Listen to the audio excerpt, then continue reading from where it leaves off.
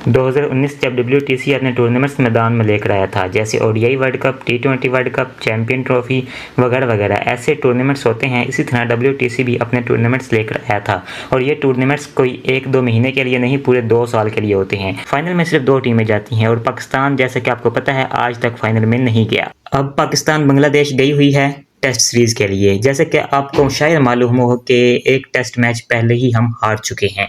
जी हाँ दोस्तों, उन्होंने हमारे प्रीमियम फास्ट बॉलर्स की ऐसी धुलाई की है, बहुत ज़्यादा चौके छक्के मारे हैं और हमारे प्रीमियम फास्ट बॉलर्स के चौके छक्के छुड़ा दिए हैं। अब शायद उनको अपने ऊपर गर्व होगा कि हमने इतने ज़्यादा छक्के खाए हैं, इतने ज़्यादा छक्के टेस्ट में आज तक किसी ने नहीं खाए जो कि हमने खाए हैं। अब ये बात तो चलो कोई एक और नई वीडियो बना लेंगे, लेकिन अब असल बात ये है कि पाकिस्तान ये मैच हारने के बावजूद क्या जा सकता है फाइनल में? तो इस सवाल का जवाब मैं इस वीडियो में देने वाला हूं, तो मेरे चैनल को सब्सक्राइब लाजमी कीजिएगा।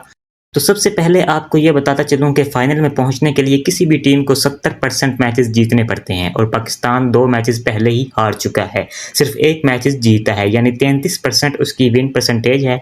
और इसके अलावा इन्होंने अभी इंग्लैंड के साथ, ऑस्ट्रेलिया के साथ, वेस्ट इंडीज़ के साथ, न्यूजीलैंड के साथ, बड़ी बड़ी टीमों के साथ टेस्ट मैचेस खेलने हैं। अगर बांग्लादेश के साथ ये हाल है तो सोचें उन टीमों के साथ क्या होगा। तो मेरी प्रेडिक्शन यही है कि पाकिस्तान इस बार भी WTC के फाइनल में नहीं पहुँच पाएगा।